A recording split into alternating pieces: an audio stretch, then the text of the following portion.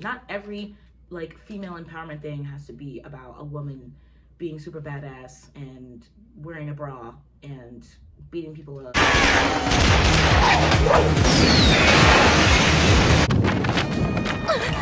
I was thinking 10 million. She was like, Jesus, she was saving lives. Like,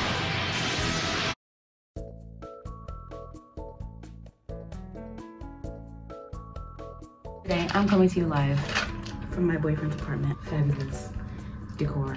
We are just little thrift babies together. Stylish thrift babies. Artistic, black, creative babies. I have my professional notes because it is Women's History Month. Did you know that? You didn't? Okay, well, let me tell you something. I'm very passionate about women. Everybody has feminine and masculine traits, but I feel like we love as a society to embrace our masculine traits, and we don't necessarily like to embrace our feminine traits even though we all have them. So therefore, to start off my Women's History Month serial, we will be talking about bad women in anime. These are, in my opinion, they have specific traits or qualities or powers or just whatever special things that other characters, specifically men, do not have in their story arc or in their just show series as a whole, okay? We're gonna start with The Promised Neverland, okay? I love this show, but we're gonna start with Emma. I relate to Emma heavily. She's just fiery, she's happy, and she's doesn't really care what anybody thinks. Even though she like cares about people's well-being, which is phenomenal. How do you do that? That in itself is a power. We have to talk about Sister Krona. Sister Krona, she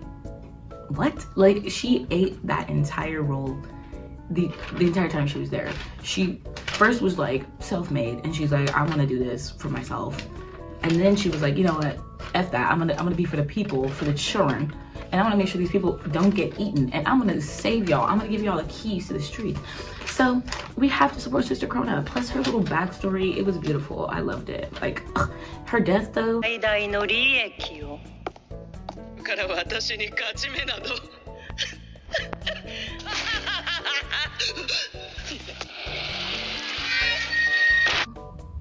had her messed up. Let me tell you that.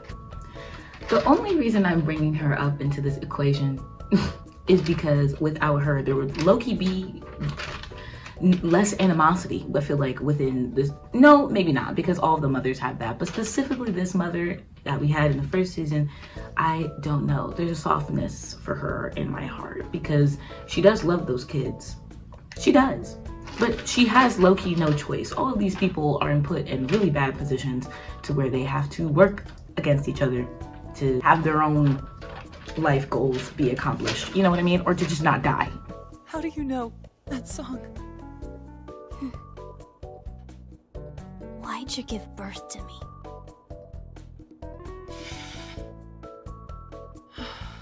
Well, Ray, Demon Slayer.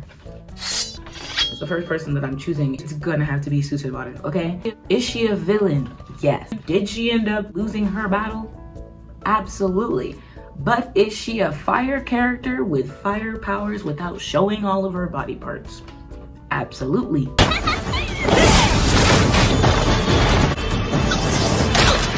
Who do you know that has all these dodgeballs on deck that could quite literally kill you? Like,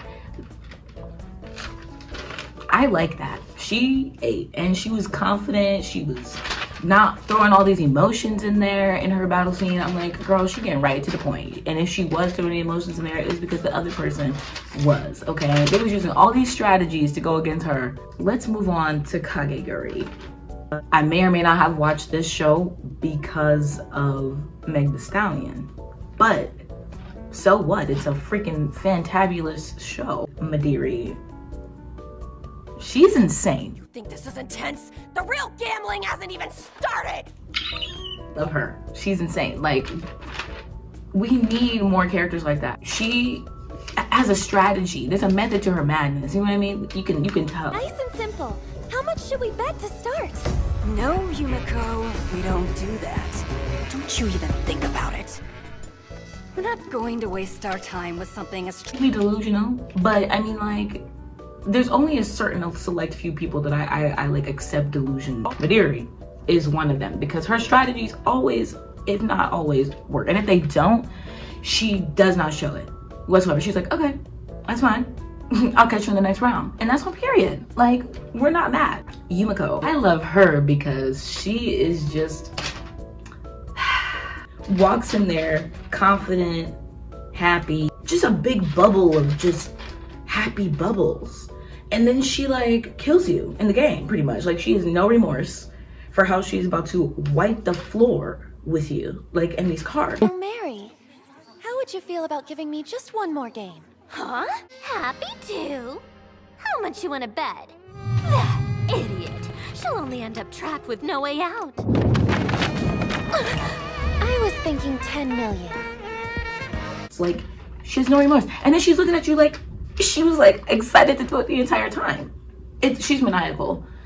I think I love that entire show because all of them are so maniacal. Mary, a maniacal, confident, but also more gung-ho, you know what I mean? She gonna say what she gotta say. She's very blunt. 私は DDU って書きましたよ。一体何をあなたの手は。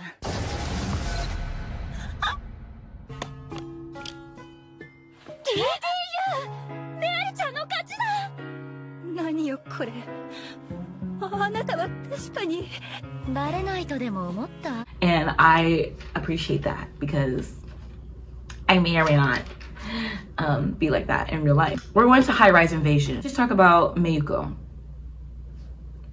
A slay. She is amazing. Like, she's just so chill, like, you know what I mean? But she just has so much passion and confidence. Forget happiness in order to survive? I'm not so sure. I mean, obviously you have to have that when you're literally being hunted, but I mean, hey, she still keeps her chill. Go to Black Lagoon.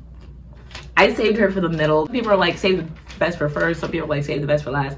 I'm more of a eat all of the crust first and then eat the center. So the center is the best on this channel, and we're gonna give that to Revi, okay? She slayed, she ate, anything she did, I'm happy about it. Revi, what are you planning to do? Listen, why don't you take a break from all the casual conversation about your world? Because right now, I need to focus on this world. Like, that's the first part. Secondly, I just love the way she goes about things because without her, there would be no action. And then also, she gets down to business. Like, you know what? Give me your noggin because I want to get paid. Are you afraid?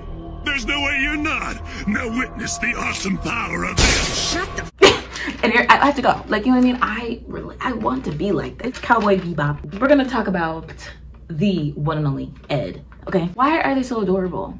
Why? There was one. Huh? What'd he say?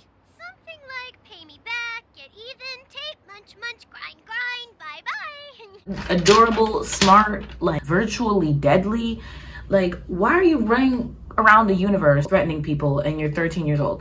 Girl, you're amazing. And you're getting millions of dollars traveling space, like with these random adults having the time of your life. Fei-Fei!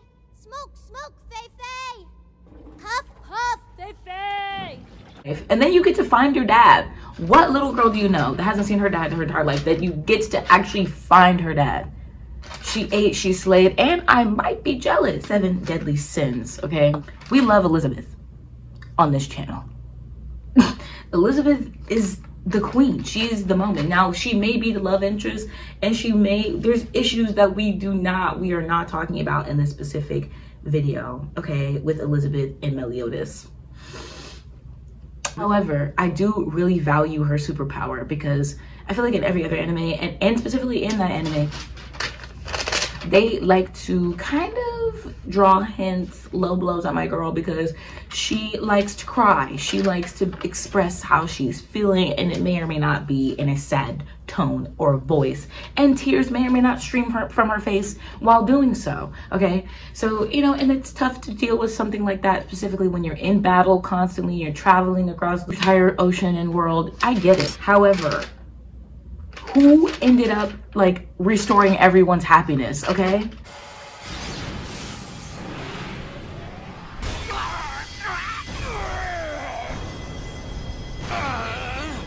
listen, her emotions are so strong that it literally is like a literal superpower. And because of that, she was my laptop home screen for I think a year. That is the femininity that we want to see. Not every like female empowerment thing has to be about a woman being super badass and wearing a bra and beating people up and shooting people in the head. Hey, look, Revy, do your thing. But I was really happy to see an anime make a woman embrace their stereotypical behaviors. Spy family. Obviously, Yor is freaking deadly, but also so sweet. But she still struggles with whether or not she really is, considering that she has to kill people for her income. However, I do love that she tries really hard to make Anya happy, to make what's his name happy. I know his name, but we're talking about women. I just love her little backstory too. She's gonna come up. I want her to win. Ponyo, Lisa. She's crazy. Like, what? The way she was, like, Jesus, she was saving lives.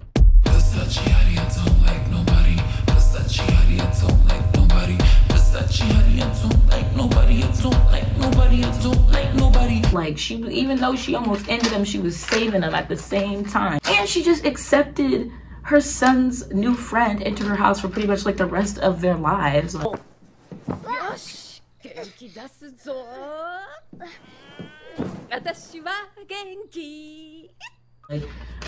what mom do you know? Right? She was so amazing. Good mom. She be making ramen. Like, I'm gonna cry. I'm gonna cry. We're gonna talk about Naruto, which is, there's a lot of women I could have talked about, but I'm gonna choose the most badass one, I guess you could say, in my opinion, that doesn't do things too stereotypically. We're gonna talk about Lady Tsunade. I think she is Mother Nature, the Mother Nature of women in anime. I think she, I don't know, she's just so calm. You know, she's just your average like sensei, but a woman, and it's just a breath of fresh air. I mean, and she be making little quirky decisions. She's like a eclectic thrift baddie inside of sensei, inside of a super crazy warrior. She's been through a lot, and she's old, and she doesn't look it, obviously. I hope you enjoyed my boyfriend's decor in the back to keep you entertained while I rant about these beautiful women. And yeah, happy Women's History Month. If you wanted to know a little bit more details as to why I am passionate about Women's History Month, and just keep on watching, and